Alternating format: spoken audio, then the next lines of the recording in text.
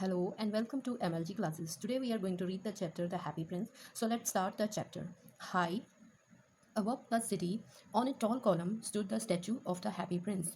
एक शहर था जिसमें एक लंबा सा स्तंभ, टॉल मतलब लंबा, कॉलम मतलब स्तंभ, स्तंभ पे हैप्पी प्रिंस का एक स्टैचू खड़ा था. स्टैचू मतलब बुद्ध जो होता है वो बना हुआ था.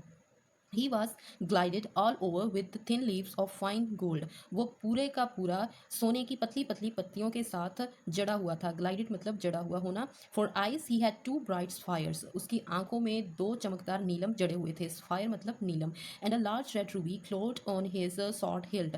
और उसकी जो तलवार थी उसके जो पकड़ने वाला हैंडल होता है उस पे एक रेड कलर की लाल रंग की जो रूबी माणिक होता है वो चमक रहा था. One night there flew over the city a little swallow.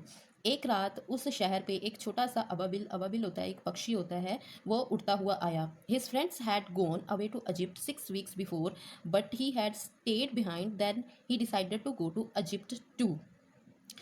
उसके जो फ्रेंड्स थे वो 6 हफ्ते पहले ही इजिप्ट जा चुके थे लेकिन वो पीछे रह गया था. Then he decided to go to Egypt to.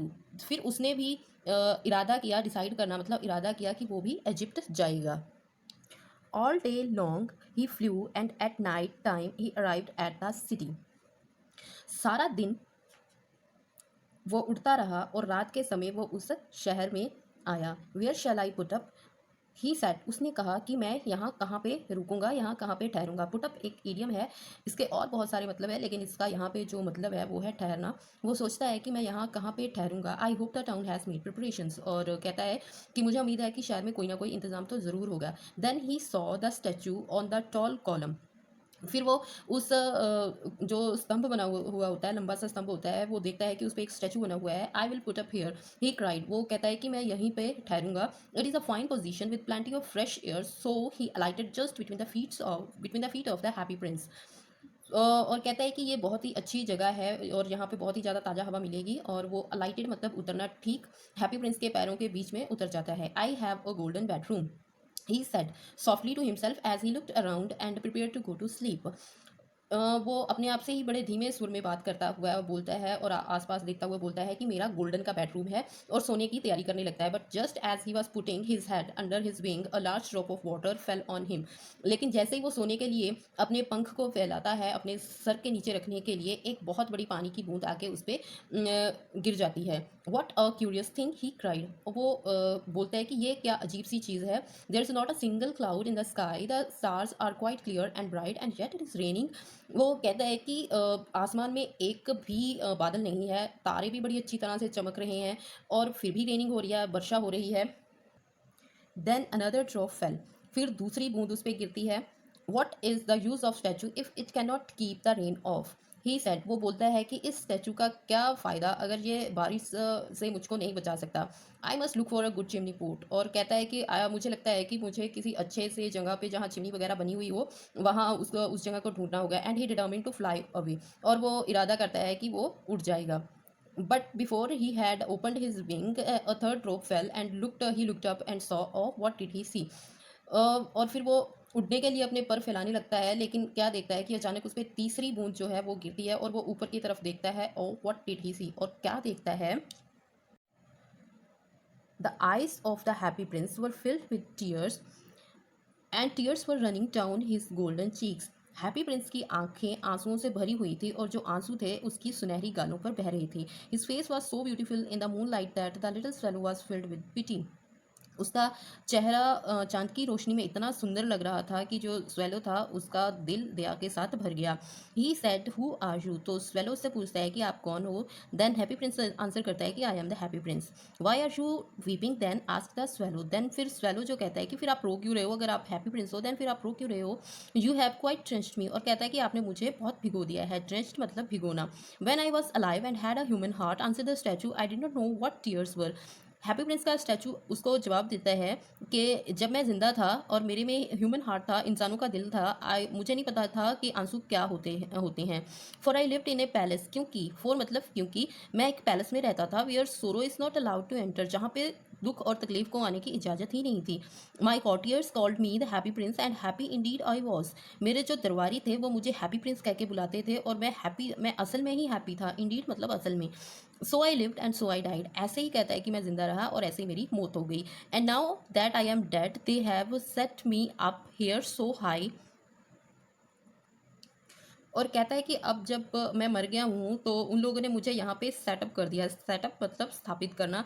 इतना ऊंचा उन लोगों ने मुझे स्थापित कर दिया है कि यहाँ से मैं इस पूरे शहर की जो अगलीनेस है, भद्दापन है और जो सारी माजरी है, दुख तकलीफ है इस शहर की या शहर की, वो सारे के सारे देख सकता हूँ। And though my heart is made of lead yet I can not choose but weep. और कहता है कि चाहे मेरा दिल जो है शीशे का बना हुआ है, लेट मतलब शीशा, लेकिन फिर भी मेरा इन लोगों के दुख तकलीफ देख के रोए बिना मैं नहीं रह सकता। What is he not solid gold said the swallow to himself. जो अभी स्वेलो जो है वो अपने आप से ही बात करता है कि क्या ये असली सोने का, ठोस सोने का नहीं बना हुआ है। He was too polite to make any personal remark. अभी जो स्वेलो है वो इतना ज़्यादा मतलब पोलाइट, नरम दिल बन के दिखा रहा है कि वो उस पर कोई भी पर्सनल रिमार्क नहीं करना चाहता। Far away continued the statue in a low musical voice, far away in a little street there is a poor house, one of the windows is open and through it I can see a woman seated at a table। अभी बहुत ही सुरमई सी आवाज़ में जो है जो statue है, जो हैप्पी प्रिंस का स्टैचू है, वो अपनी बात जारी रखता है। कंटिन्यू मतलब जारी रखना। दूर, बहुत दूर एक छोटी सी गली में एक गरीब सा घर है। उसमें उनके एक विंडो है, खुली हुई है, और उस विंडो के ज़रिए के थ्रू मैं एक औरत को देख सकता हूँ जो कि एक टेबल पे बैठी है। Her face is thin and worn. उसका जो चेहरा है वो बहुत ही ज़्यादा पतला है और थका हुआ है। वॉर्न मतलब थका हुआ होना।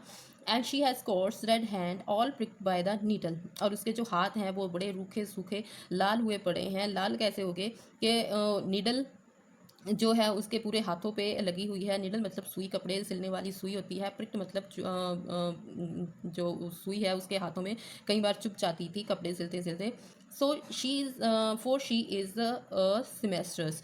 क्यों? क्योंकि वो एक जो है कपड़े सिलने वाली औरत है। She is embroidering flowers on a satin gown for the loveliest of the queen's maids of honour. वो एक सैटिन के गाउन पे फूलों की कढ़ाई, एम्ब्रॉयडरिंग मतलब कढ़ाई, फूलों की कढ़ाई कर रही है। और वो ये सैटिन का गाउन किसका है? क्वीन की maids of honour. Maids of honour कौन होती हैं? जो क्वीन के हार श्रृंगार का ख्याल रखती हैं, उसके कपड़े वगैरह का ख्याल रखती है, सारा दिन उसके साथ सजने संवारने में रहती हैं, क्वीन को लगी रहती हैं। सो उनमें से जो सबसे सुंदर थी उसका वो सैटिन का गाउन था जिसपे वो फूलों की कढ़ाई निकाल रही थी। To wear at the next court ball. और ये जो सैटिन का गाउन था वो उस मेड ने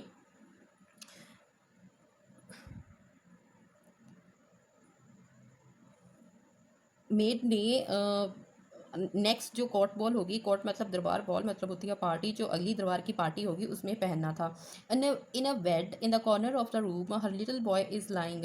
उसी रूम के एक छोटे से कोने में एक बेड पे उसका लड़का, उसका छोटा सा बेटा पड़ा था जो कि बीमार था। He has fever and is asking his mother to give him oranges.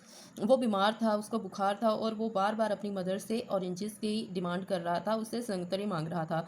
His mother has nothing to give him but river water. लेकिन उसकी मदर के पास उसे नदी का पानी देने के सिवा कुछ नहीं था। सो ही इज़ क्राइंग, इसीलिए वो रो रहा था।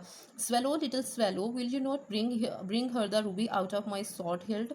और फिर हैप्पी प्रिंस स्वेलो को बोलता है कि स्वेलो, क्या तुम मेरी सॉर्ट हिल्ट में से ये रूबी निकाल के उसको नहीं देकर आओगे? My feet are fastened to the pedestal and I can not move. जो कहता है कि मेरे जो पैर हैं वो इसके जो स्तंभ है इसकी चौकी के साथ, पेडिस्टल मतलब जिस चौकी पे उसे बनाया गया है उसके साथ फास्टेंड है, उसके साथ चिपकाए हुए हैं, उसके साथ बंधे हुए हैं, और इसीलिए मैं मूव नहीं कर सकता, मैं चल नहीं सकता यहाँ से। I am waited for in Egypt said the swallow. Swallow बोलता है कि मेरी इजिप्ट में वेट हो रही है, इंतजार हो रहा है मेरा। My friends are flying up and down the Nile and talking to the lotus flower, soon they will go to sleep. और कहता है कि जो मेरे फ्रेंड्स हैं वो नील जो नदी है वहाँ पे पहुँच गए होंगे और लोटस के फ्लावर्स के साथ बातें कर रहे होंगे और जल्दी ही वो सोने वाले होंगे। The prince asked the swallow to stay with him for one night and be his messenger। अभी जो प्रिंस होता है वो स्वेलो को बोलता है कि स्वेलो से वो उस स्वेलो से कहता है कि वो उसके साथ एक रात रुक जाए और उसका मैसेंजर संदेशवाहक बन जाए। The boy so thirsty and the mother so sad he said. Statue बोलता है कि बॉय जो है लड़का बहुत ही ज़्यादा प्यासा है और उसकी मदर जो है वो बहुत ही ज़्यादा दुखी है। I do not think I like boys answer the swallow. Swallow कहता है कि मुझे नहीं लगता कि मुझे लड़के ज़्यादा पसंद है। I want to go to Egypt, और कहता है कि मैं इजिप्ट जाना चाहता हूँ। But the happy prince looked so sad that the little swallow was sorry. लेकिन उसका जवाब सुन के जो है हैप्पी प्रिंस बहुत ही ज़्यादा उदास दिखाई देने लगा, और जो है स्वेलो है उसको हैप्पी प्रिंस को देखकर अच्छा नहीं लग रहा था और उससे बहुत ज़्यादा गिल्टी फील हो रहा था, सॉरी फील करने लगा वो। It is very cold he said, वो कहता है कि बहुत ज़्यादा ठंड है। But he agreed to stay with him for one night and be his messenger. लेकिन वो उसके साथ एक रात ठहरने को तैयार हो गया और उसका मैसेंजर, उसका संदेशवाहक बनने को रेडी हो गया। Thanks you little swallow said the princes. फिर उसको प्रिंस थैंक्स बोलता है। The swallow picked out the great ruby from the prince sword and flew away with it in his beak over the roofs of the town. और जो swallow क्या करता है कि उसकी जो शॉर्ट हिल्ट होती है उसमें से रूबी निकाल के, जो माणिक लगा होता है उसको निकाल के चला जाता है और उसको अपनी भीख में रखता है, चोंच में रख लेता है और उड़ जाता है। उड़ता कहाँ पे है वो, उस शहर में जो घर बने हुए थे उनकी छतों के ऊपर से वो उड़ता हुआ जा। He passed by the cathedral tower where the white marble angels were sculptured. वो एक कैथेड्रल टावर के ऊपर से उड़ता हुआ जा रहा होता है। कैथेड्रल मतलब होता है गिरजाघर। उसके ऊपर से उड़ता हुआ जाता है जहाँ पे वाइट संगमरमर के, सफ़ेद संगमरमर के जो थे बुत, एंजल्स के, फरिश्तों के बुत बने हुए थे।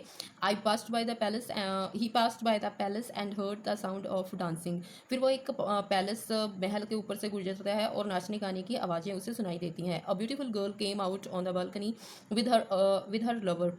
और एक बड़ी सुंदर सी लड़की बालकनी में अपने प्रेमी के साथ आती है। I hope my dress will be ready in time for the state ball. और कहती है कि मुझे उम्मीद है कि जो पार्टी होगी, दरबार की जो पार्टी होगी, उस टाइम तक मेरी जो ड्रेस है सिलकर तैयार हो जाएगी। I have ordered flowers to be embroidered on it. अभी ये वही लड़की है जिसका वो सिमेस्टर्स जो है गाउन सिल रही है। ठीक है, वो कहती है कि मैंने उस पर जो मेरा सेटिन का गाउन है उस पर फूलों की कढ़ाई करने को दी हुई है। But the seamstresses are so lazy. और कहती है लेकिन जो सेमेस्ट्रीज हैं, जो सिलाई करने वाली औरतें हैं, वो बहुत लेज़ी है। सो आज की वीडियो में बस इतना ही। रिमेनिंग पार्ट हम करेंगे नेक्स्ट वीडियो में। अगर वीडियो अच्छा लगे तो शेयर एंड लाइक ज़रूर करना और कमेंट करके बताना। अगर आपको कोई इंग्लिश का टॉपिक डिफ़िकल्ट लगता हो, मैं कोशिश करूँगी कि उस टॉपिक को इन ईजी वे आपको बता सकूँ। सो गुड बाय, मिलते हैं नेक्स्ट वीडियो में।